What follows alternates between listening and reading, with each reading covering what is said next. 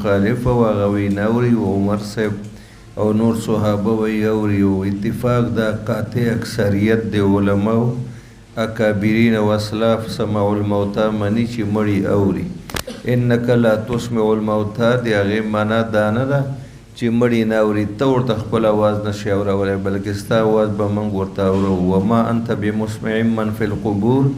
د هغې معنا هم دا نه ده چې یاره ته مړي نشي اورولی کوم چې قبرونو کې دي معنا ستا اواز به زه ورته اورم یا دا ده چې هر مړی نه اوري بعضې اوري بعضې نه اوري په هر وخت کې نه اوري بعضې اوقاتو کې اوري بعضو اوقاتو کې نه اوري یا نږدې نه اوري لرې نه اوري او به هر تقدیر یا خبره بنا ده بالفرض و تقدیر یعنی بالفرض و تقدیر که دومره فاصله چې دا د لحد او بره د قبر د پاسه ده که دا چېرته ژوندی وی او دغه شانته ځای کې وی او دومره خاورې پرې پرتې وی بیا به هم د خبره اورېده نو دا بې ځایه تکلفات نه دي په کار بس ښه خبره دا ده چې سړی وی مړي اوري او همدغه زمونږ ایمان و عقیده هم ده وایه وبه قال حدثنا عياش الى اخره قال حدثنا سعيد وحدثنا قال لي خليفه الى اخره انس رضي الله عنه عن النبي صلى الله عليه وسلم قال الارض اذا وضعت في قبري وتولي وذهب اصحابه حتى انه لا يسمع او چې څومره خلک جنازې سره راغلي هغه ورنه روان شي دی د هغې د پڼو اواز اوري اتاه ملکان چې دوه فرشتې ورته راسي نکیر و منکرل فقعده فيقولان له ما كنت تقول في هذا الرجل محمد ويقول اشهد انه عبد الله ورسوله فيقال انظر الى مقالك من النار فذلك الله به مقالا من الجنه الله دا زستا بدل کدا کلمه د نو ویلو دا نبی د نو منل نو ته جهنم تراتلی اوس الله زیدر ک من الجنه په جنت کې قال النبي صلى الله عليه وسلم فيراهما جميعا واما الكافر او المنافق فيقول لا ادري كنت اقول ما ربك من ربك وإلا ادري ما ته خو پته نشته كنت اقول ما يقول الناس د دې مبارک هستی په حواله د څه خیال له ویره ما به مسلمانانو په جبه مسلمانانو به ورته نبی ویلې ما ورته نبی تقلیدا ویلې اعتقادا مې نه دی ویلې اقول ما يقول الناس ناس نه مراد مسلمانان دي مسلمانانو به ورته پیغمبر ویلې ما ورته ویلې دي خو دا زما عقیده نه وه تقلیدا مې ویلې اعتقادا مې نه دی ویلی لا دریت نه په خپله پوهېدی ولا تلیت او نه د علماو منلې وه لا دریت نه در سره علم ولا تلیت او نه د تقلید د علماو کړی نو ولې دی نه وکړي باید یا د علم کړی وی یا د تقلید کړی وی نه خپله پوهېدی او نه د بل نه ځان پوهې کړی وه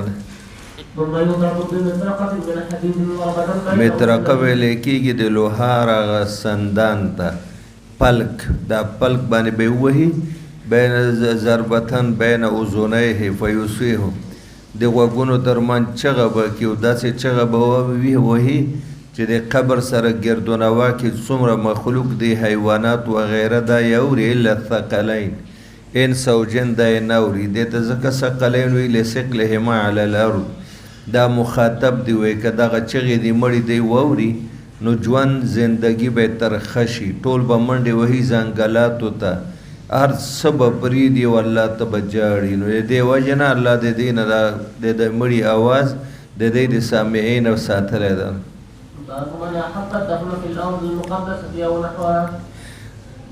ګوره مولانا صاحب مطلب دا ده چې یو سړی په دې خوشحالیږي چې زما دفن د په مقدسه ځمکه کې وشي دلته خو واقع د حضرت موسی علیه السلام مراد مقصد د امام بخاری دا د مدفن د پاره قرب و جوار د انبیاء کرامو د صحابه کرامو د اولیاء کرامو مقامات مقدسه خوښول دې کې څه عیب نشته قباحت نشته دا بدعت نه ده که یو سړی ووایي چې یاره ما د فلانکي نبي د زیارت سره قریب دفن کوي فلانکي صحابي فلانکي ولی د زیارت سره ما قریب دفن کوي په دې کې هیڅ قسم ته قباحت و مضایقه نشته ده موسی علیه السلام ویلي چې خدای زما قبر ارض مقدسه بیت المقدس ته نږدې که نو دا معلومه شوه که سړی هلته دفن دپاره وړي نو جایزه ده مطلب مطلق منتقل کول د مړي یو ځای نه بل ځای ته دا نه دي مراد جایز دي د ضرورت په وخت کې لیکن دا په کار نه دي او دا چې سړی مخکې نه ووایي چې ما دي انبیاء کرامو قرب و جوار سره نږدې دفن کوي دا جایز ده. وبه قال حدثنا محمود بن العاقل عن ابي هريره رضي الله عنه قال ارسل ملك الموت الى موسى فلما جاءه صكه چې کله ملک الموت راغی نو سوکه بیا د سره سوال جواب موسی علیه السلام سره وشو هغه په څپېڼه باندې ووهه ففقع عین سترګې ورته وویستې. و سوال دا پیدا کېږي چې ملک الموت خو د الله په حکم باندې راغلی و بیا موسی علیه السلام ولې دی وهلی ده. دویمه خبره دا د سترګې وتې ده نو دا خو فرشته ده فرشته خو جسم او سترګې نه لري. نو جواب دا ده چې هر پیغمبر وفات کېږي نو هغه ته به فرشتې د مرګ 2 ځله راځي لکه نبي علیه السلام ته چې اسماعیل ملک راغی او یا لکه فرشتې ورسره وې یا ولکه ورسره وې چې صاحب الله تعالی ستاسو ملاقات غواړي ستاسو څنګه خوښه ده بس هغه وایي زما خوښه ده وایي ښه ملک الموت راتلی شي وایي او راتلی شي. نو نبی نه به اجازت غواړي دلته اول ځل چې راغی وایي څنګه راغلی او دته چې راغی وهلی ده نو په شکل د بشر کې راغلی ده. فرشته خو ته الله تعالی قدرت ورکړی طاقت یتشکل باشکال المختلفه دته د انسان په شکل کې راغلی ده. نو یو جواب خو دا ده چې موسی علیه السلام پیژندلی نه ده. دویم دا ده چې د ورسره پوره تعارف نه ده کړی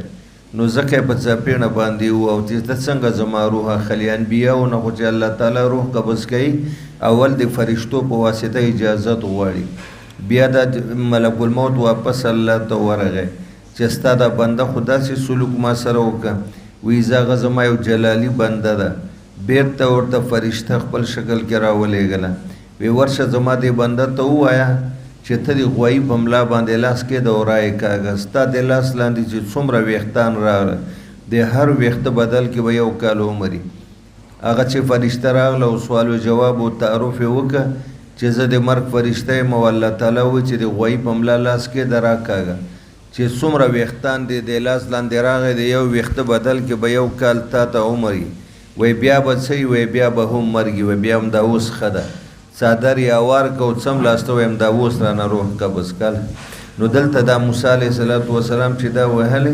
دا په خپل اصلي شکل کې نه وه تعارف یې نه و کړی د بشر په شکل کې ورته راغلی وه. فرجع إلى ربه فقال أرسلتني إلى عبد لا يريد الموت فرد الله عليه عينه وقال ارجع فقل له يضع يده على متن ثور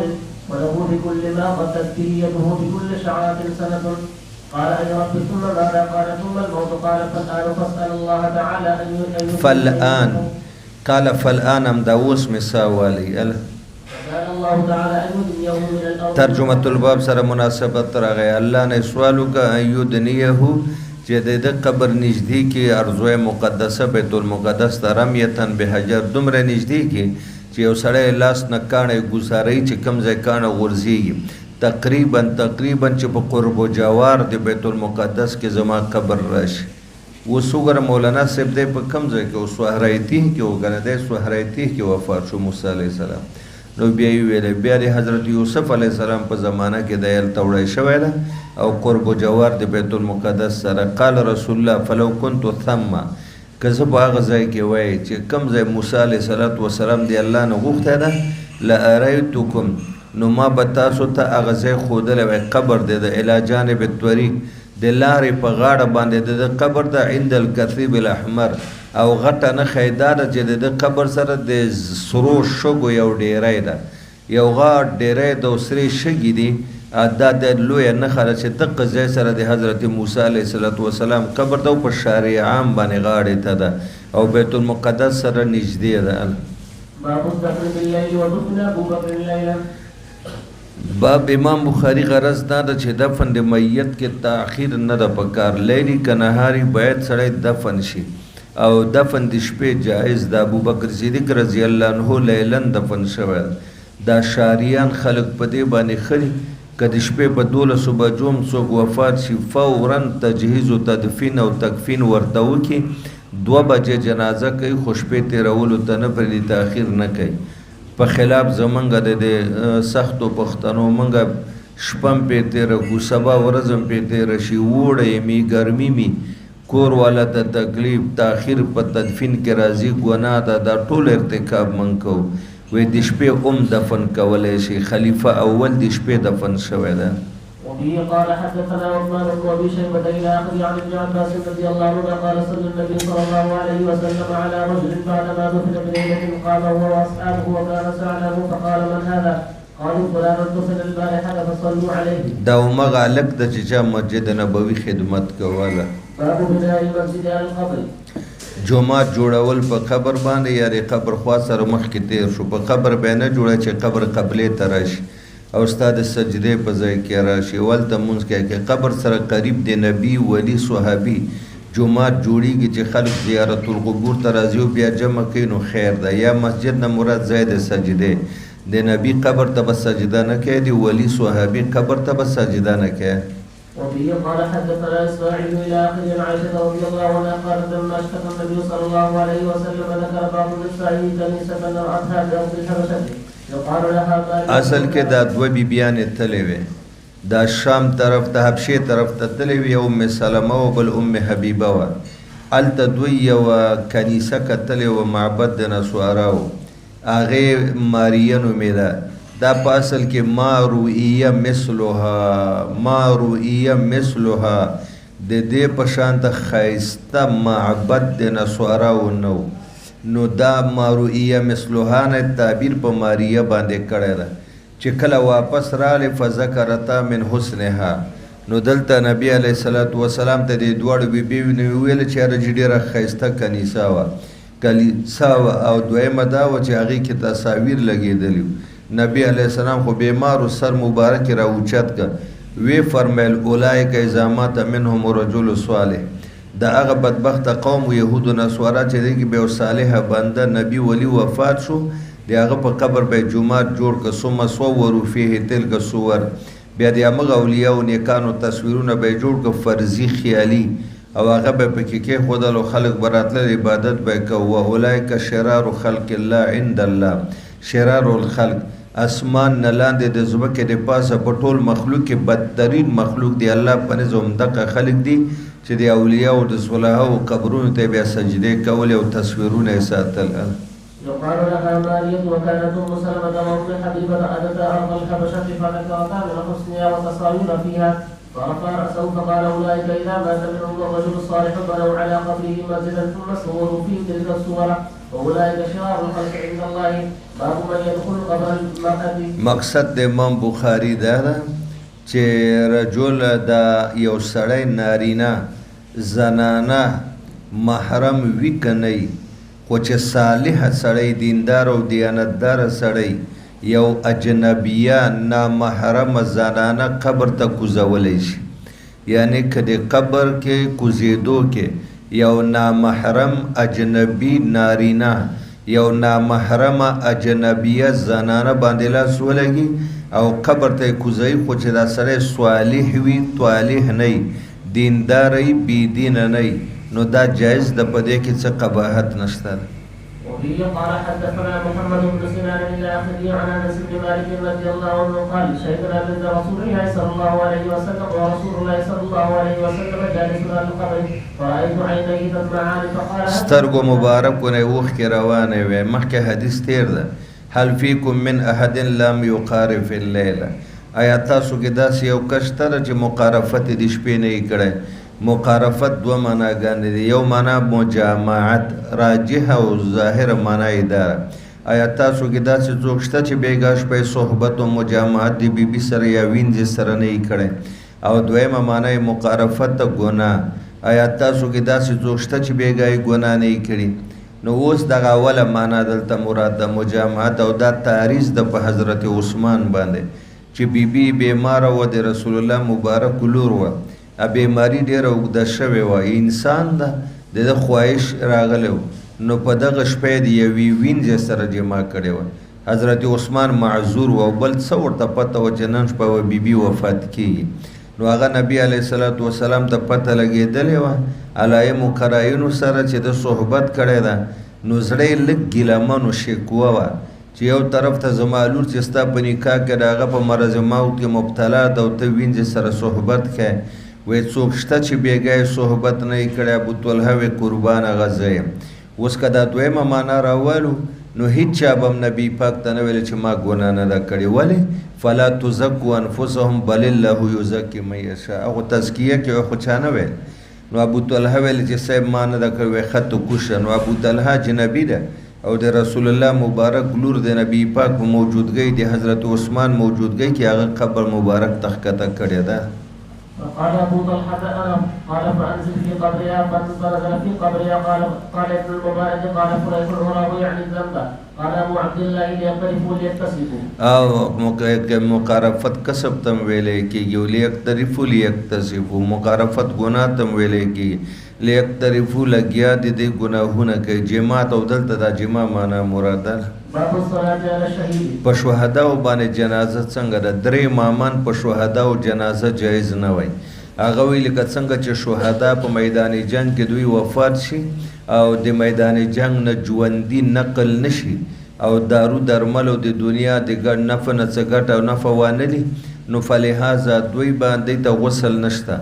خپلو کپړو کې به دفن کیږي. لکه څنګه چې دوی لپاره غسل نشته، هکذا دوی لپاره جنازه نشته. د حضرت جابر رضی الله عنه روایت راوړي چې رسول الله د احد په شهداو جنازه نه ده کړې. او دویمه دا ده چې السیف محو الذنوب، تور سره ګناهونه محو کیږي. نو چې ګناه نه دی پاک د بیا د جنازې څه ضرورت ده؟ جنازه خو اللهم اغفر لها نه خدای مړي ژوندو ته بخښنه وکړو، خدای وبخښه. توري سره او ډز سره ټوله ګناه معاف شوه. نو فلهذا درې امامان وایي چې څنګه جاغه نشته غسل، نو جنازه هم نشته. امام ابو حنیفه، امام ابو یوسف، امام محمد عبدالرحمن اوزاعي دې ټولو رحمهم الله مسلک دا ده چې شهداو ته جنازه شته. رسول الله مبارک تاسو وګورئ دته څو مرتبې الله ورکړې وي. شهید ته یوه مرتبه د شهادت ده. پیر صاحب نبی پاک د 40 کلونو مخکې مرتبه د ولایت وه. په پوره 40 کلنۍ کې الله ورته مرتبه د نبوت ورکړه. د 40 کلونو بعد چې د احکامو سلسله شروع شو، الله ورته مرتبه د رسالت ورکړه. 4مه مرتبه د ختم نبوت ورکړې ده. 5مه مرتبه د شهادت ورکړې ده. ولې؟ خیبر کې چې زنانه ورته زهر پر خوراک کې ورکړي، زهر باندې چې څوک وفات شي هغه هم شهیدي. د دې 5 مراتبو سره بل نبی رسول معصوم وي، د وړې غټې ګناه نه قبل نبوت بعد نبوت، او بیا په نبی پاک باندې جنازه شوې ده. تقریبا 15,000 کسانو جنازه انفرادي کړي، کمره کې دننه 2 3 5 به دننه کېدل. نو شهید باندې به خامخا جنازه وي. دویمه دا ده چې دا جنازه صرف دې لپاره نه ده چې دا مړي ګناه کړی ده او موږ یې په خدای باندې بخو. جنازه کله رفع د درجاتو، بلندۍ د درجاتو لپاره. نو په شهید باندې جنازه لپاره د رفع او بلندۍ د درجاتو ده. درېیمه دا ده د ماشومانو باندې موږ جنازې کوو که نه کوو؟ دا معصوم دي د ګناه نه که نه دي؟ هغه سره د دې چې معصوم ده د ګناه نه، بیا هم ورباندې جنازه کوي. نو دا جنازه د دې اکرام د رفع د درجاتو لپاره. او که تاسو یې نه ده شوی، او د باقي صحابه وایي چې نبی پاک د احد په شهداو 2 وارې جنازه وکړه.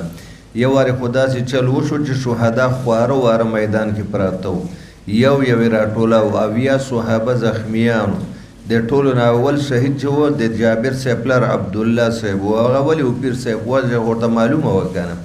د احد نه یو 2 شپې مخکې عبدالله د جابر صاحب پلار خوب ولیده. یو بدري صحابي چې هغه بدر کې شهید شوی 14 کسانو کې، هغه ورته خوب کې راغی. نو عبدالله صاحب ته ویل وی ډېر زر به ته زموږ خواته راشي، ډېر زر به ته زموږ خواته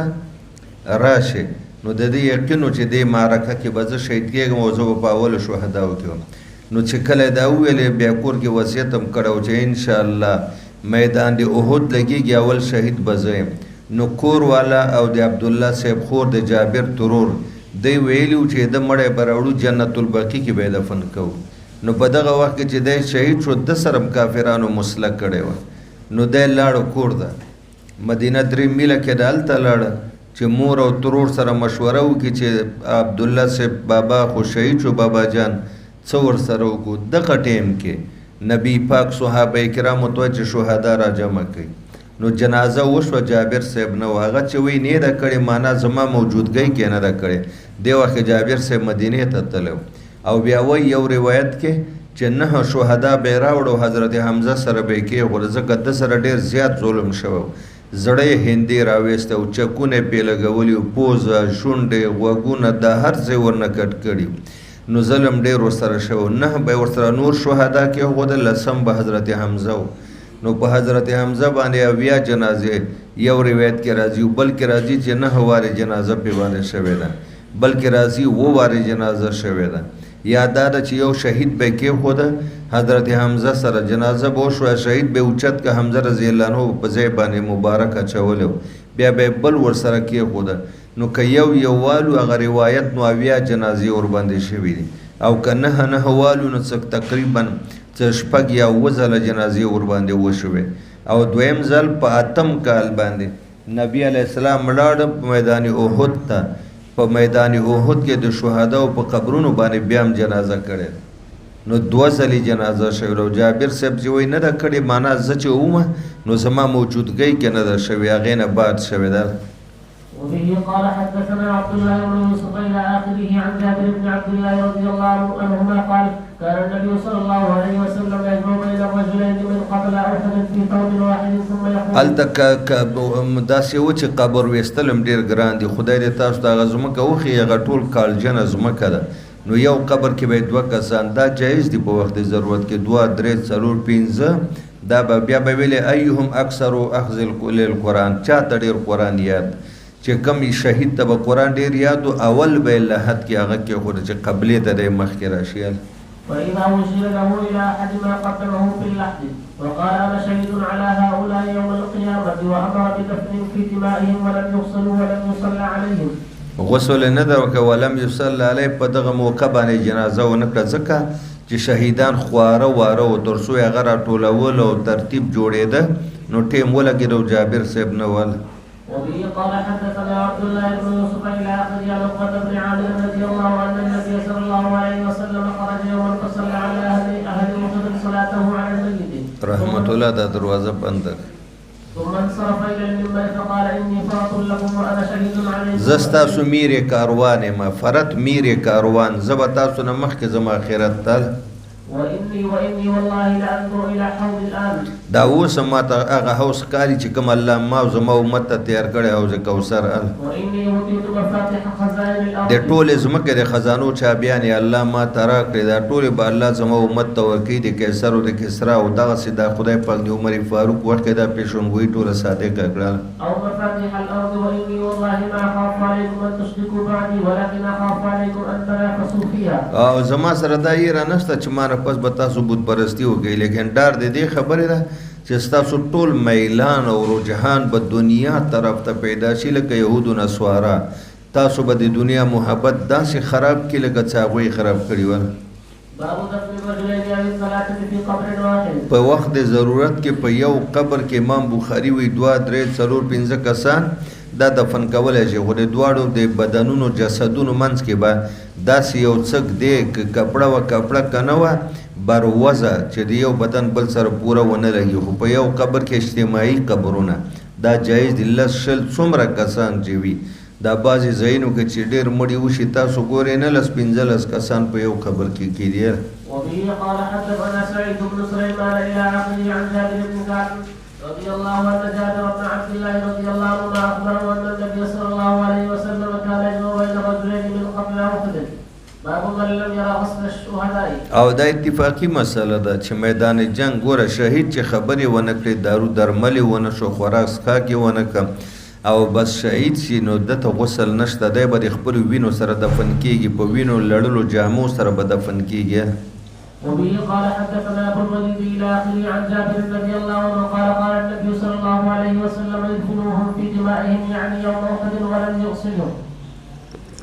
باب من يقدم في اللحد څوک چې ته اجتماعي قبرونه او 2 3 مړي په یو لحد کې دفن کوي نو څوک به مخکې کوي چاته چې قرآن ډېر یادي اکراما للقرآن و تعظیما للقبله ځکه چې د قبلې ته مخته یې راشي قال ابو عبد الله سمي اللحد لانه في ناحيه لحد ګوره بغالي قبر شاته براشي اللحد لنا والشق لغیرنا لحد بغالي قبر ته وایي قبلې سیر ته بیا چې وباسي او شق د قبر منځ کې د صندوق په شان ته بله کنده چې وباسي لحد چې ده دا بهتره ده شاته راځي مستحبا معدلا ولو كان مستقيما كان ضريحا هغې ته بیا صندوق ویلی کېږي. وبه قال حدثنا ابن مقاتل الى اخره عن جابر بن عبد الله رضي الله عنهما ان رسول الله صلى الله عليه وسلم كان يهدو بين الرجلين من قبل احد في حوض واحد ثم يقول ايهم اكثر اخذا للقران فاذا اشير له الى احد ما قدمه في اللحد وقال انا شهيد على هؤلاء وامر بدفن بدمائهم ولم يصلي. وی زه به د دوی په شهادت د الله عدالت کې ګواهي وکړم. قال واخبرني الاوزاعي عن الزهري عن جابر بن عبد الله رضي الله عنه. ګوره دا روایت هم د جابر صاحب د ولم یصلی علیه. ما تاسو ته ویل چې دی وخت جابر صاحب مدینې ته تللی، مور او ترور سره د بابا جان په حواله مشوره کوله. عن جابر بن عبد الله رضي الله عنه كان رسول الله صلى الله عليه وسلم يقول لقبل احد اي هؤلاء اكثر اخذا للقران فاذا اشير له الى رجل قدمه في اللحد قبل صاحبه قال جابر رضي الله عنه فكفنا ابي وعمي في نمره واحده. زما تر او زما پلار د په یو شړۍ کې تاو کړي ځکه د کفن ضرورت وای، نور څه نه و. وقال سليمان بن كثير حدثني الزهري قال حدثني من سمع جابرا باب الإذخر والحشيش في القبر. تاسو ته به یاد شي یا نه شي، خو پیر صاحب ما ته یاد. پخوا زمانه کې موږ چې واړو دا کومو ځایونو کې قبرونو کې به چې دا تیږې راووتې، کاړو به راووتې، تیرې تیږې به وې چې څومره کوشش به قبرکنو وکړه نه جوړېده، نو په هغې کې به یې بروزه واچوله لاندې. یو وار چې دا تیرې څوکې راوتې دي نو تاسو تصویه د قبر هم سنت ده. نبی پاک وی قبر خیسته جوړ کړي، نو هغې کې به دا تیرې تیږې وې لرې کېدې به نه او ډېر جوړې به وې په ځمکه کې، نو له پاسه به یې په هغې شنه ګیا یا بروزه اچوله. نو بروزه اچول یا حشیش نه ګیا اچول په قبر کې وفي وقت ضرورت دا جایز دی. وبه قال حدثنا محمد بن عبد الله بن حوشب الى اخره عن ابن عباس رضي الله عنهما عن النبي صلى الله عليه وسلم قال حرم الله مكة فلم تحل لأحد قبلي ولا تحل لأحد بعد. زمانه مخکې هم چاته دلته جنگ جایز نه و په مکه کې، او زمانه پس به هم نه. ما ته د ورځې لږ ټایم په 8م کال د هجرت په رمضان کې جایز شو چې دلته موږ د فتح د مکې وکړه. لا یختلا خلاها، د دې ګیا به نه ریبلی کېږي، ولا یعضد شجرها، ونه به یې نه ریبلی کېږي، ولا ینفر صیدها، ښکار به د دې نه کېږي، ولا تلقط لقطتها، که یو شی په ځمکه پروت وي هغه به څوک نه شي اوچتولی الا لمعرفین، مګر څوک چې اعلانوي. نو عباس ورته ویل الا الازخر، قربان دغه یو د بروزې استثنا خو وکړي که نه، لسواغتنا زمونږ زرګرانې وړي بټۍ کې سوځوي و قبورنا، او موږ په قبرونو کې او بل ځای کې وایي کورو ته لیو ورکوو، نو لیو کې موږ دا استعمالوو. نو بیا نبي ورته علیه السلام الا الازخر وایي زه صرف ګیا بروزه مې درته جایزه کړه، دا تاسو کټ کولی شئ د قبر دپاره، لوهارانو دپاره او د کوټو دپاره لیو. وقال فقال الا الابخار فقال ابو هريره رضي الله عنه عن النبي صلى الله عليه وسلم لقبورنا وبيوتنا. وبيوتنا څنګه دا موږ تاسو چې کچا کمرو ته لیو ورکو، نو څوک پکې بوسه چې څوک بروزه چې. وقال عمرو بن صالح عن الحسن بن مسلم عن صفيه بنت شيبه رضي الله عنها قالت سمعت النبي صلى الله عليه وسلم يفتح وقال مجاهد عن طاووس عن ابن عباس لقينهم وبيوتهم قین لوهار او کوټو د پاره د لیو د پاره. آیا مړی به د قبر نه راویستلی کېږي چې یو ځلې دفن شي د لحد نه لعلتن د یو مقصد د وجې نه د یو ضرورت د وجې نه، لکه دا نن سبا چې راوباسي وایي موږ د دې شی کوو پوسټمارټم وغیره. کشمیری رحمت الله علیه فرمایي چې احناف دې کار ته مکروه وایي چې یو ځلې مړی دفن کړي بیا د لحد راوباسي. حتی دی دا وایي لا یخرج وان سقط القبر، وایي که قبر ورباندې کیمني هم دا مړی به راویستلی کېږي نه، په هغه ځای د نوره خاوره واچوي. خو مقصد د امام بخاري په هغه خلکو باندې تردید ده چې هغوی په هیڅ صورت باندې د مړي د قبر نه راویستل جایز نه ګڼي او وایي نه ده پکار. نو د امام بخاري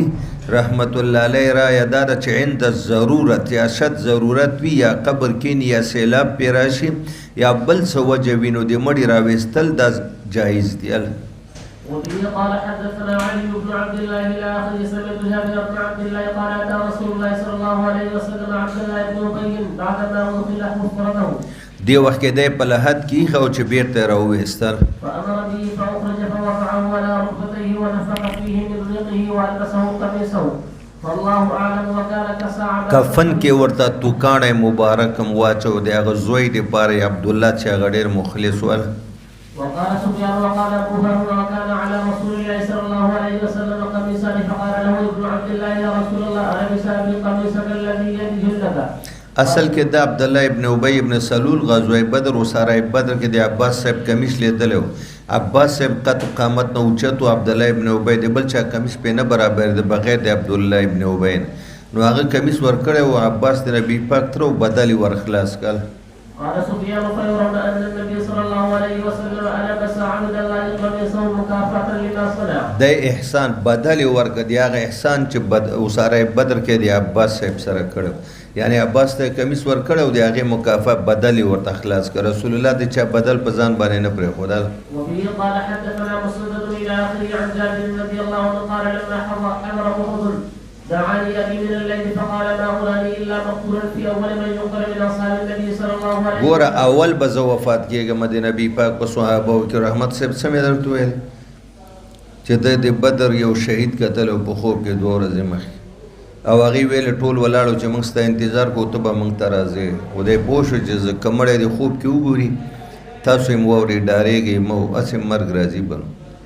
او چا ته ووایي چې بس ته موږ ته را روان یا ته به موږ سره روژه ماته کړي یا ته به موږ سره دا میوې خو لا موږ چې کم کیو نو دی دې وایي پوه شي چې د مرګ وخت را نږدې شوی ده. وإني لا أترك بعدي عز علي من غير نفس رسول الله صلى الله عليه وسلم. بس تا نه پس د رسول الله نه پس چې ته ډېر معزز یې نو جابر همدا ته زما بچی ته ما ته ډېر ګران یې. وإن علي دين الفقد واستوصي به او بس دغه ما باندې قرضه د هغه ختمه که واستوصي به اخواتک خیر او د خویندو دې ښه پالنه او کفالت او تربیت وکړ. فأصبحنا فكان أول قتيل ودفنت معه آخر في قبره. ګوره اول شهید هم دی او خپل ورور سره دوه قبر کې دفن کړ. ثم لم تفتن نفسي أن أتركه مع آخر فاستغفر. وی زما زړه دا نه منله چې دا دواړه د په یو قبر کې وای ما راوویسته پس د شپږو میاشتو. دا داسې نه ده چې یوازې د زړه خبر و، سیلاب راغلی و د دې قبرونه مبارک د خوړ په غاړه و. که تاسو اوس هم لاړ شئ هغه موقعیت وګورئ خواته یې خوړ ده نو د خوړ په غاړه و د حضرت دا قبر بلکل نیم راسپړلی و. وایي ما بیا راوویسته 6 میاشتې پس تا به ویلې چې همدا اوس دې دفن کړي دي. وبه قال حدثنا علي بن عبد الله الى اخره عن جابر رضي الله عنه قال دفن مع ابي رجل فلم تكن نفسي حتى اخرجته فجعلته في قبر على حدته. او اللحد والشق في القبر. مولانا صاحب لحد ویل کېږي بغلي قبر قبلې سیټ ته او شق ویل کېږي د قبر په منځ کې د صندوق په شان ته 4 ګوټیزه کند چې ویستلی کېږي. غرض د امام بخاري دا ده چې دواړه جایز دي، لحد هم جایز ده شق هم جایز ده، خو لحد افضل ده. آقا مدني چې کله وفات شو نو په ډېرو خبرو کې اختلاف و چې دوی باندې جنازه کوو که نه کوو، غسل ورکوو که نه ورکوو، که ورکوو کپړو سره که بغیر د کپړو نه، مکه کې دفن کوو که مدینه کې دفن کوو که شام ته وړو. او په دې ملانجه وه چې قبر به ورته لحد وباسو که شق وباسو. نو مدینه منوره کې 2 کسانو، یو په لحد کې مشهور او ابو طلحه او یو په شک کې مشهور او ابو عبیده. نو عباس صاحب ویل چې څوک سهار وختي راغی هغه به خپل کار وکړي. نو ابو طلحه راغی او نبی پاک ویلي مو اللحد لنا والشق لغیرنا، لحد ما دپاره زما د خاندان دپاره زما د امت دپاره او شق د نورو خلکو دپاره د نورو امتونو دپاره ده. جایز دواړه دي. بعضې ځایونه داسې دي چې شګلوړي دي، خاوره ده هلته به شق وباسې، لحد بیا کینی. او چې کوم ځای ځمکه مضبوطه ده هلته بغلي قبر لحد ویستل افضل لحد ده او جایز دواړه دي. وبه قال حدثنا عبدان الى اخره عن جابر بن عبد الله رضي الله عنه قال كان النبي صلى الله عليه وسلم يجمع بين الرجلين من قبل واحد ثم يقول ايهما اكثر اخذا للقران فاذا اشير له الى احد ما قدمه في اللحد فقال انا شهيد على هؤلاء يوم القيامه فامر بدفن بدمائهم ولم يقصي ولم يغسلهم. باب اذا اسلم الصبي فمات هل يصلى عليه؟ ماشوم چې اسلام راوړي او بیا مړ شي آیا په ده به جنازه کېږي که نه؟ یو دویم امام بخاري وایي چې ماشوم ته اسلام پیش کولی شي چې دی پیدا شي کافري. نو ګوره مولانا صاحب مبارکه ماشوم چې ممیز وي او د 7 کلو وي او دی کلمه ووایي مسلمان شي د خپل اسلام معتبر د استقلالا بغیر د دې نه چې ته تابع د خیر الابوین ګرځئ یا د پلار یا د مور چې مسلمانانی د اسلام معتبر ده. علي رضی الله عنه نابالغ و چې اسلام یې راوړ سبقتکم الی الاسلام طرا صبیا ما بلغت اوان حلمی. وی ما تاسو ټولو نه مخکې اسلام راوړی زه ماشوم وم لا بالغ شوی نو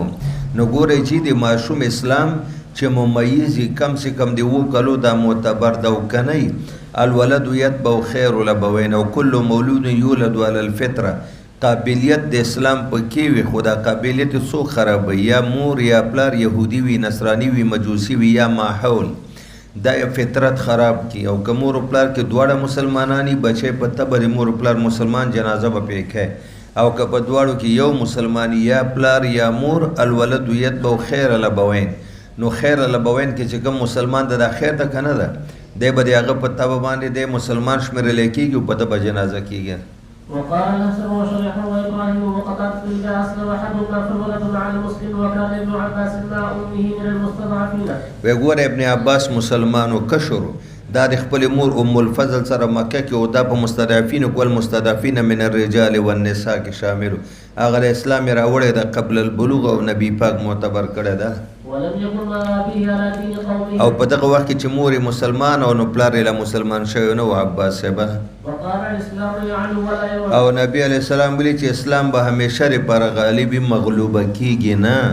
اگر که وقتی طور به څه مشکلات راځي خو عاقبت الامر و انجام بدای چې اسلام به غالب وي. وبه قال حدثنا عبدان الى اخره ان ابن عمر اخبره ان عمر انطلق مع النبي صلى الله عليه وسلم في رهط القبر قبل ابن سياد حتى وجد. ګوره مولانا صاحب تاسو به مشکات کې دا حدیث اوریدلی هلته ډېر تفصیلي ذکر ده. اوازه شوه چې مدینه کې دجال راښکاره شوی ده دا ابن سیاد ده دویمه نامه یې اصاف و صاف ده نو دا ته به خلکو ویل چې دا بعضې علامې پکې د دجال وې ټولې نه وې نو ابن سیاد یا اصاف د یهودي او خلکو به ده ته دجال ویل دجاجله وکړي چې وړو دجالانو کې یو دجال بعضې علامې پکې وې ټولې پکې نه وې او د وحی په ذریعه باندې الله پاک نبی پاک ته ښودلی او دیم په ګډو وډو باندې سر د به ویلې ما ته صادق او کاذب راځي یو راته خبرې صادق راځي بل راته خبرې کاذب راځي نو دلته عمر فاروق رسول الله ته ویلو قربان ورزونه لږ نو چې ورغله دی حتی وجدوه یلعب مع الصبیان دی ګوره کشر د نابالغ او دی وخت کې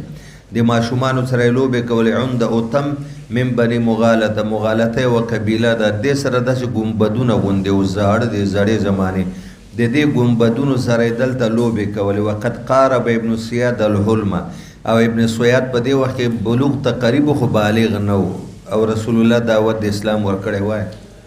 ولم يشعر حتى ضرب النبي صلى الله عليه وسلم بيده ثم قال یا لکه دی خبر نه و د شاله طرفه نبی پاک د ابن سیاد په اوږه باندې لاس کېښودل. اتشهد اني رسول الله فنظر اليه ابن سياد فقال دې ته وګوره کنه نبی پاک ورته وایي اتشهد اني رسول الله ته زما رسالت منې دا ګواهي کوي چې زه د الله رسول ما د اسلام د دعوت یې ورک هغه ورته څه وایي چې ابن سیاد ورته وکړه فقال اشهد انک رسول الامیین وی ته د امیینو رسول معنا د عربو ته وی امیین ویل امپړه خلکو موږ خو اهل کتاب یې زه خو یهودي یم زموږ پیغمبر نه یې فقال ابن سیاد للنبي بیا ابن سیاد نبی پاک ته وی اتشهد انی رسول الله ګوره جي ته دا مانې چې زه د الله رسول ما ګوره ته دعوت رسالت وکړه ابن سیاد په دې وخت کې چې لا نابالغه ده فرفضه رسول الله مبارک پرېښوده داسې دیکه غوندې ورکه وقال آمنت بالله وبرسوله فقال له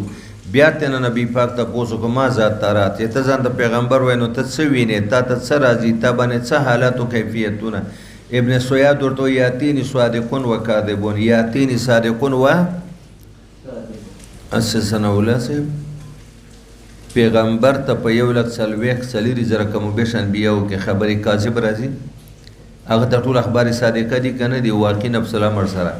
دی ورته څه وایي ما ته خبرې صادق او خبرې کاذب دواړه راځي نو خو ومنه خبرې کاذب ورته شیطان وایي ان شیاطین لیوحون الی او خبرې صادق هغه د فرشتې الهام چې د خیر ورته کوي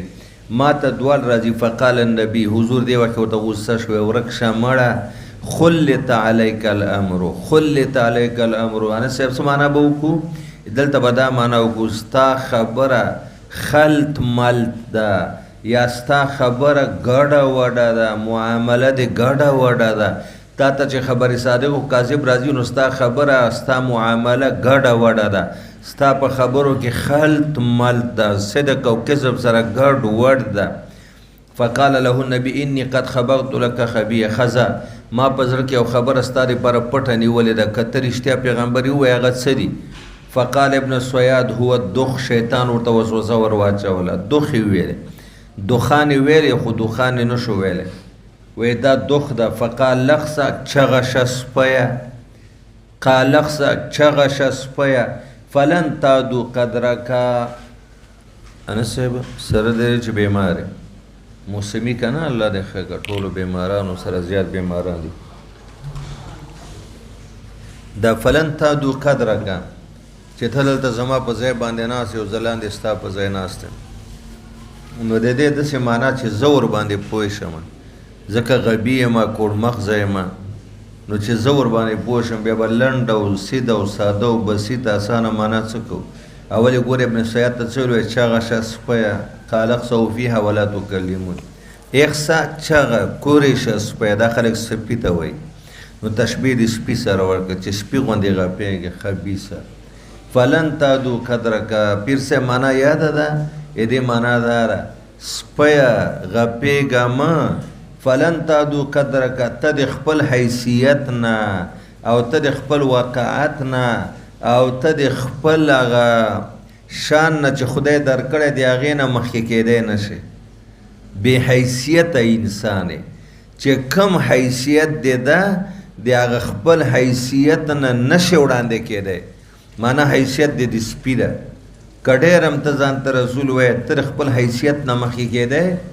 رسالت ته وګوره او منصب ته وګوره او تا ته وګوره او رسېدو ته وګوره بې حیثیته بې وقاعته شیه ته د خپل حیثیت او وقت نه چې څه خدای درکړی سپی پیدا کړی دې نه مخکې کېدی نه شي پوه شو اوس د خیر سره هله وی قربان اجازه وکړه چې دا سر ته نه کټ کو هله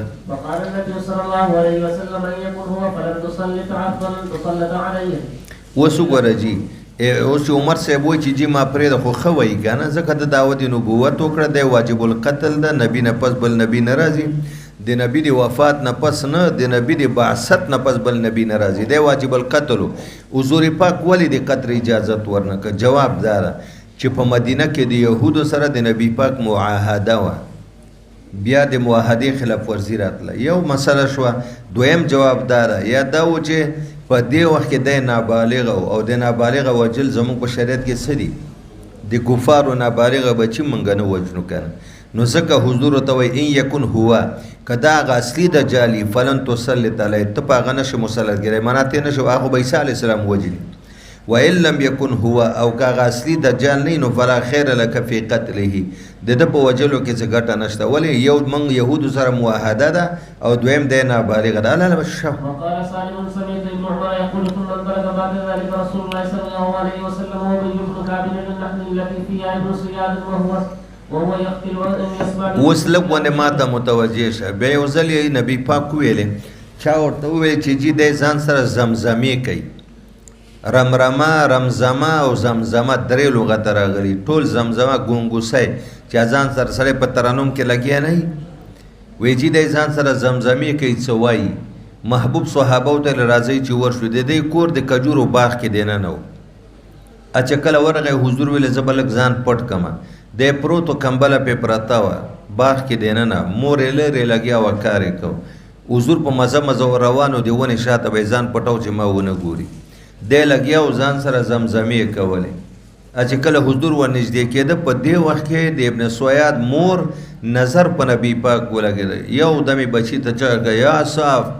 ای صاف هذا رسول الله نبي پاک راغی بس هغه د زمزمه خپله بنده کړه نو نبي پاک ویل خدای دې دا مور مړه کړي که یو ساعت یې ورته څه نه وی ویلی نو ما به نږدې نه اورېدلي وو چې دی څه وایي دی چې دا زمزمې ځان سره کوي دی څه وایي خو افسوس چې مور یې بچا مور یې پې اواز وکړه دی کېناسته او زیاتې چپ شو بیا یې هېڅ هم نه ویلی يقتل ان يسمع من ابن صياد شيئا قبل ان يراه ابن صياد فراه النبي صلى الله عليه وسلم وهو مضطجع في قطيفه له فيها رمز او یو کمبل کې ځان تو کړی او رمزتون او زمرتون او زمزتون درې لغته دي معنا یوه ده ځان سره بنګېده او زمزمه یې کوله د یو خبریال ابن صياد رسول الله صلى الله عليه وسلم وهو ينتقل رسول الله ځان پټاوه د کجورو ونو ته. وقالت لابن صياد يا صاحب واسم ابن صياد هذا محمد فقال ابن صياد فقال النبي صلى الله عليه وسلم لو تركته بينا. د کدا زوی پریخه وی بینا نو د خبره بنن پوره واضحه شوی و چې د څه وای ما به اورېدلې وال. وقال شعيب زمزمه فرفضه بس رسول الله پرې خو د واپس تن روان شول. وقال اسحاق الكلبي وعقيل رمزمه ګور رمرمتون او رمزتون او زمرتون او زمزمتون دا څلور لغات دي. ګونګوسه ځان سره بڼېدل او زمزمه کول ال. وبه قال حدثنا سليمان بن حرب الى اخر انس رضي الله عنه قال كان غلام يهودي يخدم النبي صلى الله عليه وسلم فاتاه النبي صلى الله عليه وسلم يعوده فقعد عند راسه فقال له اسلم فنظر الى ابيه وعنده فقال اطيع ابا القاسم. نابالغ نبی پاک الاسلام راوړه هغه پلار ته وکړه پلار ولایتو ابو القاسم دی ابو القاسم خبره ومنه بس اسلام یې راوړو. حضور راوته ویل الحمدلله الذي انقذه من النار. شکر د خدای چې زما په دعا د اور نه بچ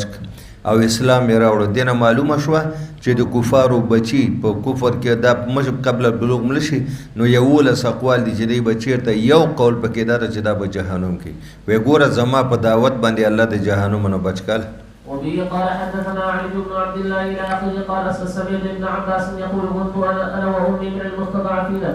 اي من البلدان وامي من النساء. زه په ماشومانو کې مور مې زنانو کې دواړه مستضعف ول. وبه قال حدثنا ابو اليماني الى اخره قال ابن شهاب يصلى على كل مولود متوفى وان كان لضية من اجل انه ولد کده مزنی بچي هر بچي متوفن و ان کان لغیتن اگر کده مزنی بچي هم وی اله يدعي ابوه الاسلام او ابوه خاصه وان كانت امه على غير یا دې پیدا کیږي په اسلام باندې یا مور پلار دعوت اسلام کړی دی د مور پلار تابع شي. اذا استهل صالح ان صلي عليه ولا يصلى معصوم چې پیدا شي او چې غو کی او د حیات نخې نه خانه پکې محسوس شي په دبه جنازه کیږي او کنه خې او حال علامه د حیات پکې نه بیا به جنازه نه بس کپڑا کې بیتاو کی او ځای کې به وړو کې قبر کې بس دفن کېل. ولا يصلى على من لا يستهل من اجل انه السقط او دا زیان به مودې معصوم دل. فإن أبا هريرة كان يحدث قال النبي صلى الله عليه وسلم من مولود إلا يولد على الفطرة فأبواه يهودانه أو ينصرانه أو يمجسانه. پلار د فطرت خراب کی کنده فطرت کې قابلیت د اسلام قبلول ویل. كما تنتج البهيمة بهيمة جمعاء. لکه څنګه چې د غوا نسخې پیدا شي میخه نه کټي پیدا شي جمعا لا صحبه ولکې او وګونه برابرۍ هل تحسون فيها من جدا. آیا تاسو وینئ چې وګونه کټ دي ښکارونه سم بیا ورستو بیا مالک را پاتې یا وخت نه نیم کټ کی الکې چې د نور حیواناتو سره بیا پته ولګیل. الزموا فطرت الله د خدای دین په ځان لازم کې چې په کم باندې الله مخلوق پیدا کړل. وبه قال حدثنا عبدان الى اخر ان هريره رضي الله عنه قال قال رسول الله صلى الله عليه وسلم من مولود الا يجوز الفطره فابواه يهودانه وينصرانه ويمجسانه كما تنتج البهيمة بهيمة جمعاء تحصل فيها من جمعاء. ثم يقول ابو هريره رضي الله عنه فطرة الله التي فطر الناس عليها لا تبدل لخلق الله ذلك الدين القيم. باب اذا قال المسلم عند الموت لا اله الا الله. ګوره مولانا صاحب غرض او مقصد د امام بخاری دا ده که یو بنده مړ کېده احوال د قیامت او برزخ دته منکشف شو چې بس زما نور یو سیکنډ هم د پاتې کېدو نشته او په دې وخت کې د ایمان راوړي ایمان معتبر نه ده دې ته ایمان دی یا اسوي دې ته ایمان دی غرغري وای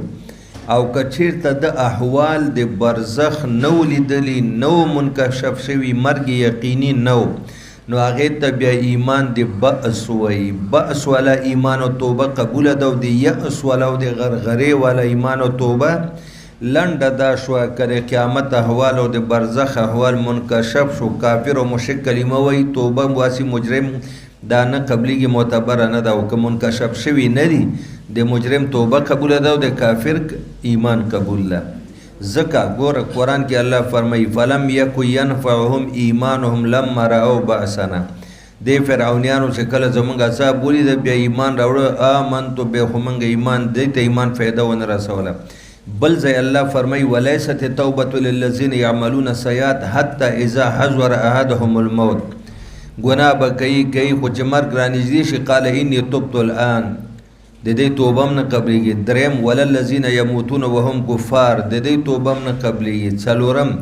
د فرعون متعلق وایي الآن وقد عصیت اوس ته وایي چې ما ایمان راوړی دا او مخکې د خدای دعوه کړې وه او حدیث کې راځي ان الله یقبل التوبة العبد ما لم یغرغر الله دی بنده توبه قبلې چې خو جهالت غرغرې ته نه رسېدلی. غرغره دا معنا ده چې روح دې مرۍ ته نه راغلی. نو چې دلته راغی بیا په دې خلاصه د قرآن او حدیث نه ثابت ده چې د نزع په وخت کې د غرغرې په وخت کې د احوال د برزخ د لیدلو په وخت کې ایمان قبلیږي نه. نو ابو طالب په حالت د نسع کې دا ویلي دي چې انا علی دین عبدالمطلب زه د عبدالمطلب په دین باندې یم. نو فلهذا ایمان ثابت نه ده. اگر که عباس صاحب وایي چې ما ورته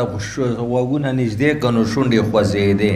و امام بخاري وایي چې نه دلته د په ژبه ښکاره ویلي دي چې انا علی دین عبدالمطلب. وبه قال حدثنا اسحاق الى اخيه عن ابي رضي الله عنه انه اخبره انه لما حضرت ابا طالب الوفاه جاءه رسول الله صلى الله عليه وسلم فوجد عنده ابا جهل بن هشام وعبد الله بن ابي اميه بن لندبه قال رسول الله صلى الله عليه وسلم في ذلك اي عمي قل لا اله الا الله كلمه اشهد لك بها عند الله. فقال ابو جهل وعبد الله بن اميه ابن ابي اميه يا ابا طالب اترغب عن مله عبد المطلب فلم يزل رسول الله صلى الله عليه وسلم يعرضها عليه ويعود عليه هغه خپل خبره کوله او رسول الله به دعوت ورکول حتى قال ابو طالب اخر ما كلمه فيه هو على مله عبد ګور په ملت عبدالمطلب باندې ما یعنی د پلار نیکه په دین باندې وابى ان يقول لا اله الا الله. فقال رسول الله صلى الله عليه وسلم اما والله لا استغفر لك ما لم وې تر سره د دې چې کلمه دې ونه ویله و زما خدمتونه دې ډیر کړي الله نه درته بخښنه غواړم تر څو مې چې الله منع نه کړي. فانزل الله تعالی ما كان للنبي لا ګوره دې نه پاسه بیا څه نه ویلی کېږي. باب الجديد عن القبر دې مسله کې سلفن خلفن اختلاف چې په قبر باندې شنه ونه نال کول شین بوټی لګول او شین چمن ایښودل څنګه دي. خپل امام بخاري اختلاف د اثارو د صحابه را نقل کړی ده. بعض علماء کرام فرمایي چې رسول الله مبارک په دوو قبرونو باندې شنې چوکې خښې کړي دي ویلې عذاب به کمي تر څو چې دا وچیږي. وایي دا د هغې خصوصیت و. ابن بطال وایي بل چا دپاره دا جایز نه ده. لیکن جمهور علماء کرام وایي که چېرته اولیاء صلحا او پاک خلک یو شین بوټی یا ګل یا زیتون یا کشمالی یا شین چمن دا په قبر باندې کېښودی شي او دا په دې بنیاد چې دا د الله حمد او ثنا وي لاندې ممیت باندې په عذاب کې تخفیفي نو ګنجایش په شریعت کې شته روا دی. واوصى قرائد الاسلام وان يجعل في قبره جلدان ګوره ده دا وصیت کړی چې زما په قبر به دوه شنه بوټي ښخ کړي. ورأى ابن عمر رضي الله عنهما فسطاطا على قبر عبد الرحمن فقال د خپل زوی عبدالرحمن په قبر خیمه ودرولې وه چې په قبر باندې سوری. نو دلته یان ابن عمر خیمه ولیدله د عبدالرحمن په قبر باندې ابوبکر صدیق رضی الله عنه بچی و. فقال انزل یې لرې کوي یا غلام فانما یذله عمله دا خیمه په ده سوری نه کوي په قبر کې به د عمل په ده باندې سوری کوي. فقال انزله يا غلام فانما يضله عمله. وقال خالد بن زيد رايتني ونحن شبار في زمن عثمان وانا شدنا وفقه الذي يكتب قبر عثمان بن مظعون حتى وای من کې چې چا به ټوپ وهه ټوپ هغه سخت ټوپ به چې چا وهه او هغه ځوانانو د عثمان بن مظعون په قبر باندې حتی یجاوزه د قبر نه یو سیر ته بل سیر ته به یې ټوپ که. وقال عثمان بن حکیم اخذ. اوس دې څه مطلب ده جی دې مطلب دا نن سبا چې څنګه قبرونه جوړېږي څومره اوچتېږي 4 ګوټې زکېږي پخېږي دې نه ټوپ وهلی کېږي. دلته د امام بخاري مطلب دا نه ده چې قبرونو نه ټوپونه وهل جایز دي که جایز نه دي. دا یو باریکې مسلې ته اشاره وکړه. اشاره دا ده چې قبر ته اوچتوې د ځمکې نه زیات نه زیات قبر باید یوه ولیش اوچتي. تاسو چې جنت البقیع کې ګرځئ د ټولو صحابه کرامو قبرونه کچه دي یو لیش د ځمکې نه اوچت دي. ولیش نه پکې ګوتم زیات نشته. یعنی دومره ټیټ قبرونه و چې موږ به ترېنه ټوپ اچاړولی شو. و ټوپ اخیستل او د قبر نه دا جایز دي خو خلاف الاولا دي د آدابو نه خلاف ده. هغه مقصد د بخاري نه ده. مقصد یې دا ده چې قبرونه ډېر مه اوچتوئ چې دا قبر ډېر اوچت چې بیا هغې نه سړی ټوپ اچولی شي یو طرف نه بل طرف اورېدی شي ترې نه دا نن سبا تاسو ورشئ وګورئ څه حالي موږ تلي وو دلته یوه علاقه وه بوړه ورته وایي بوړه هلته موږ تلي وو 2-3 جلسې هم کړي دا قبرونه یې دومره سناوله اوچت کړي دومره او لیو کړي دي ټولو ته یې لیو ورکړی ده لیوی له مخې قبرونه دومره اوچت دي چې ته ودرېږې دې طرف ته سړی ودرېږي یا بل طرف ته نه ښکاري نو دې نه به ټوپ څنګه سړی ووهي رد یې وکړه په هغه کسانو چې هغوی قبرونه ډېر اوچتوي قبر باید یوه ولی شي موږ د عثمان بن مزعون د قبر نه ټوپ وهه داسې وقال عثمان بن حكيم اخذ بيد خالد فاجلسني على قبر واخبرني عن عمه يزيد بن ثابت قال انما كره ذلك لمن احدث عليه وقال نافع كان ابن عمر يجلس على القبور وای دا کار ځکه مکروه ده لمن احدث علی قبر باندې ناسته اگر که جایز د خلاف الاولاد بیا وروستو منع شدید راغلی ده وی ګوره کله سړی فکر یې نه وي وړه تقاضا کله فکر نه وي هوا ترې نه خارجه شي نو دا د قبر بې عزتي ده وکان ابن عمر یجلس علی القبور دا د منع نه مخکې به په قبر باندې کېناستل وفيه قال حدثنا يحيى الى اخر عن ابن عباس رضي الله عنهما قال مر النبي صلى الله عليه وسلم بقبرين يعذبان فقال انهما لا يعذبان وما يعذبان في كبير اما احدهما فقال دی ته په قبر کې عذاب او داسې نه و چې ډېر غټ کار و یا په کبیره ګناه کې یا ځان نشو بچ کولی یو به د وړو بولو په وخت کې پرده نه کوله یا د وړو بولو څاڅکو نه ځان نه ساتو دویم به چغولي کوله 2 کسان به یې جنګول اوس ورته په قبر کې عذاب یوه چوکۍ راماته کړه 2 ځایه کړه نیمه په یو قبر نیمه په بل صحابه تپوس کوي صاحب ولې وی تر څو چې دا وچیږي نو په دې باندې به قبر کې عذاب اسانیه واما الاخر فكان يمشي بالنميمه ثم اخذ جريده رطبه فشقها بنصفين ثم غرز في كل قبر واحد فقالوا يا رسول الله لم صنعت هذا فقال لعله ان يخفف عنهما ما دیو جنا علامه ابن بطال وایي چې دا تخصیص د خصوصیت د نبی پاک د بل چا لپاره خو اولیاء صالحان ټولو لپاره علماو اجازت ورکړی که یو محدث او عالم با عمل په وخت د دفن کې ول خلکو ته بیان کوي وقعود اصحاب حول غیر چا پیته شاګردان او دوستان او مسلمانان کینی نو بالکل د دې اجازه شته خدای په قبر د زکات او د عشر مسلې او د سیاست او د ووټ نه کوي بلکې په قبر به احوال برزخ بیانوي احوال یوم القیامه بیانوي د نزع او د زنکدان اله یخرجون من الاجداث دی براوستلی کېږي د قبرونو نه صورت قمر کې چې ویل اوسیرت دی دا قبرونه به اوس پړودلی شي لکه د صندوق په شان تل جعلت اصبعه اعلى ولي فاض الاسراء وقال العامش الى نصر يفيضون الى شيء منصوب يستبقون اليه النصر واحد والنصر مصدر او دی به منډې وهي هغه ځایونو ته چې کوم ځایونه د دې لپاره مقرر دی يوم الخروج من القبور سورت قاف کې وایي چې یوم الخروج من القبور چې کله د قبرون روزي فاذا هم من الاجداث من اذا ربهم ينسلون منډې به وهي یخرجون خویږي به بره ځای نه به ځان خویي او منډې به وهي محشرګاه ته وبه قال حدثنا عثمان الى اخر عن علي رضي الله عنه قال كنا في جنازه في بقيع وقد فاتانا النبي صلى الله عليه وسلم فقعد فوقعدنا حوله ومعه محصره فنكس فجعل ينكث بمحصرته ثم قال ما منكم من احد او ما من نفس منفوسه الا غضب مكانها من وړوکې غوندې امساګۍ لرګی ورسره و په دې د ځمکه ګروله را ګروله داسې والا قد كتبت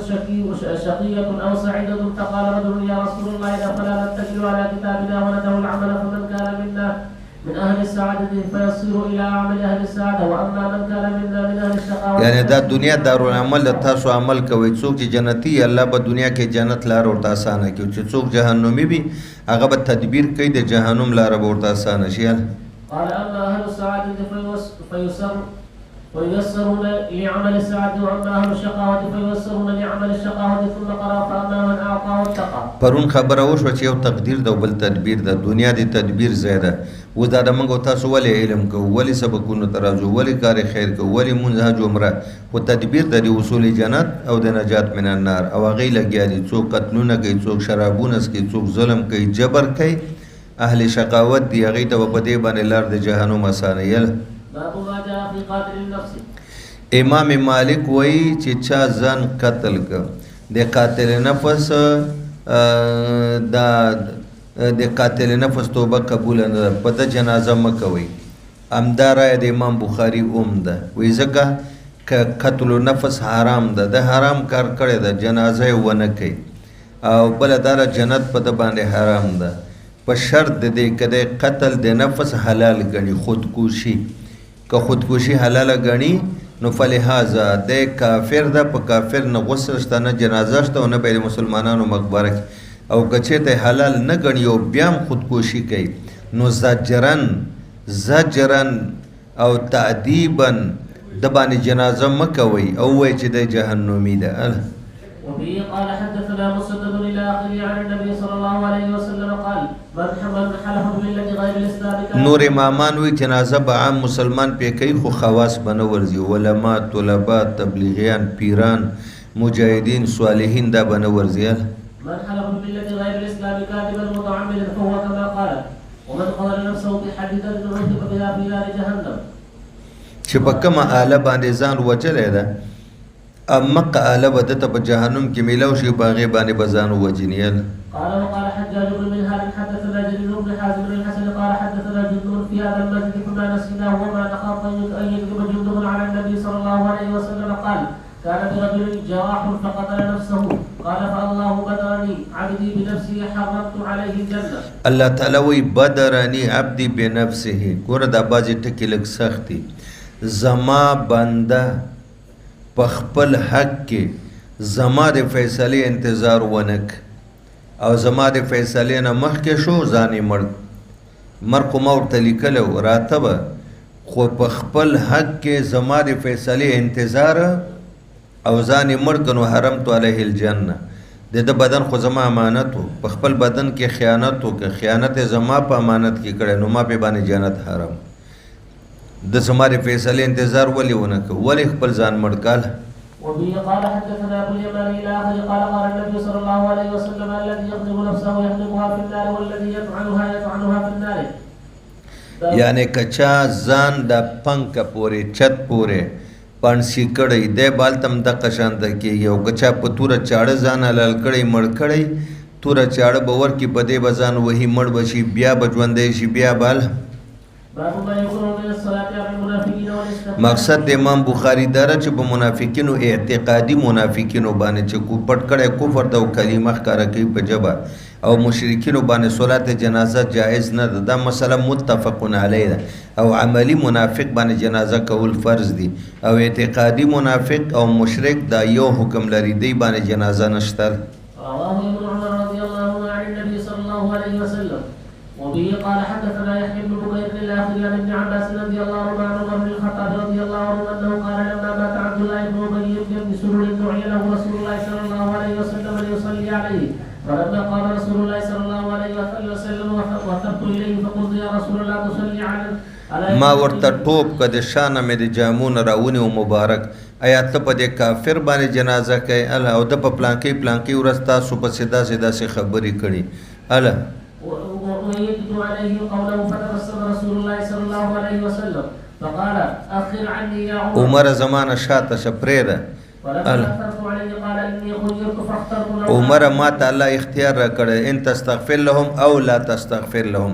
لو اعلم اني ان زدت على 70 يغفر الله لزدت عليه وی قسم د کما ته دا پته و چې اویاو جنازو نه بعد اتیا نبی سلو جنازو باندې بخی ما بور باندې کړو چې خدای بخلې وي قال صلى عليه رسول الله صلى الله عليه وسلم ثم انصرف ولم يمكث الا يسير حتى نزلت الايتان من برات ولا تصلي على احد منهم مات ابدا الى قوله دا پمدې کې راغی چې اعتقادي منافق او مشرک باندې بیا جنازه نه کوي ولا تقم على قبر من كفروا بالله ورسوله وماتوا وهم فاسقون قال فعجبت بعد من جرأتي على رسول الله صلى الله عليه وسلم ورستو زه ډېر حیران وم چې ما دا دومره جرأت په نبي پاک څنګه و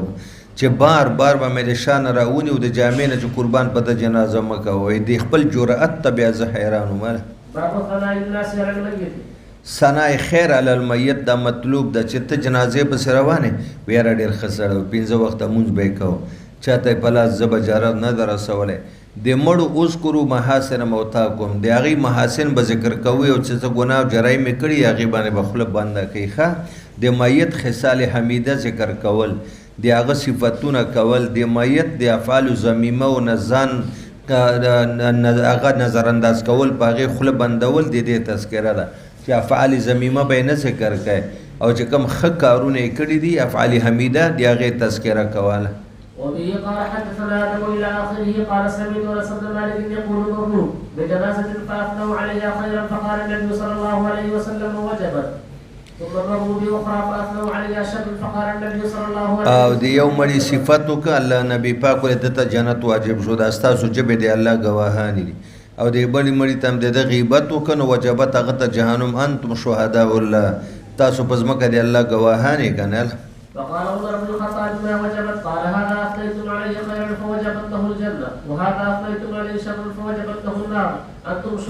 شهداء الله في الأرض. وبه قال حدثنا عفان بن مسلم هو الصفراء إلى آخره عن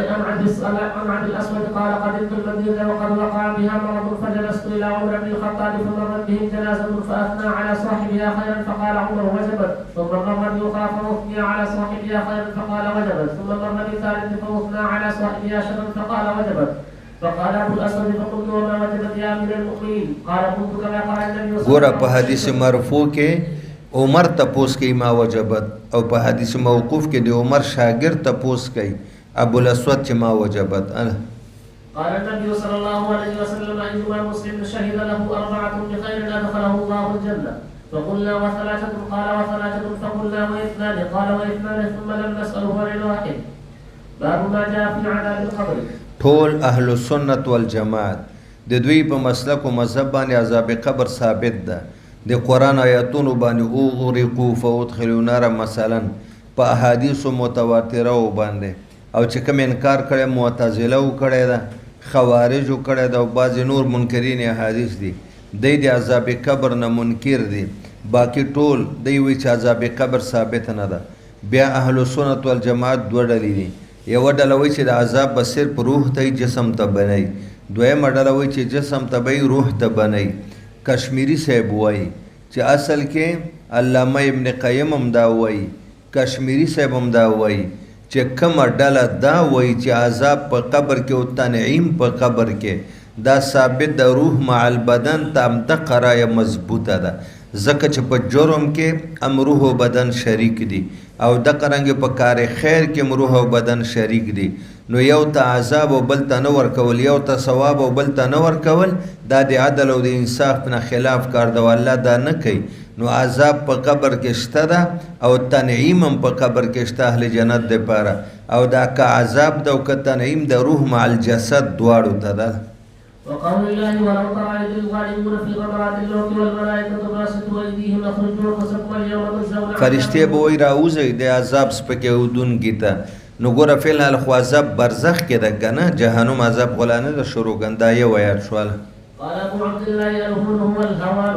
الهون الرفق وقوله سنعذبهم مرتين ثم يردون إلى دوه ځلې به موږ دوی ته عذاب ورکوو یو ځل دنیا کې یو ځل په قبر کې او بیا به په آخرت کې عذاب عظیم ته ګوره دا ثابت شوله. وقوله وحاق بآل فرعون سوء العذاب فرعونیانو ته موږ سخت عذاب ورکو خو چې غرق شو دا د سمندر خېټه د دوی دپاره قبر ونه ګرځېده نو عذاب بعد الموت به دوی ته هلته میلاویږي. جهنمیان به سبا او بیګا اور ورته مخامخ کی او ورته به وایي ادخلوا آل فرعون اشد العذاب فرعونیان سخت عذاب ته داخل نو سخت عذاب نه مراد عذاب د قبر او د برزخ بعد الموت. وبه قال حدثنا حفص بن عمر الى اخره البراء بن عازب رضي الله عنه عن النبي صلى الله عليه وسلم قال اذا اوجد المؤمن في قبره اتي ثم شهد ان لا اله الا الله وان محمدا رسول الله فهذا قوله يثبت الله الذين امنوا بالقول الثابت في الحياه الدنيا. الله پاک مضبوطی مؤمنان په کلمه د توحید باندې په ژوند د دنیا کې او په آخرت او په برزخ کې قبر کې ښه. وبه قال حدثنا محمد بن بشار الى اخره قال حدثنا شعبة بهذا وزاد يثبت الله الذين امنوا نزلت في عذاب القبر. ګوره دا په عذاب قبر کې نازل ده. وبه قال حدثنا علي بن عبد الله الى اخره قال حدثني نافع عن ابن عمر اخبره قال اطلع النبي صلى الله عليه وسلم على اهل القريب فقال وجدتم ما وعدكم ربكم حقا فقيل له نذر وامواتا قال ما انتم باسمع منه. تاسو د دین ښه اوریدونکي نه خو جواب نشي راکولی او د جواب او د اوریدو منځ کې ملازمه نشته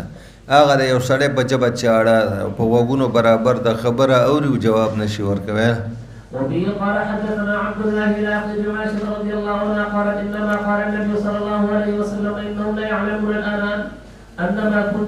ما كنت اقول دوی ته اوس پته شته دی وخت چې زه ورته وایم چې هل وجدتم دنیا کې چې ما کومې خبرې د توحید دوی ته کولې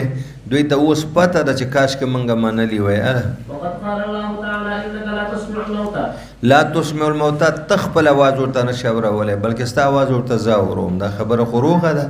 وبه قال حدثنا عبدان الى اخره مسعود عن عائشه رضي الله عنها ان يهوديه دخلت عليها فذكرت عذاب القبر فقالت لها عاذك الله من عذاب القبر. دا يهودنې ښځې عایشې ابۍ ته وویلې چې بچی الله دې تا د عذاب نه وساتي. هغې ورته ویل په قبر کې عذاب شته ویاو. نو چې کله دا لاړو نبي پاک راغی محبوب دی دا خبره ذکر که فقالت بیا ورته حضور ویلې نو ویاو شته ده که نه. د دې نه مخکې به نبي پاک استعاذه د جهنم نه سرن غوښتله.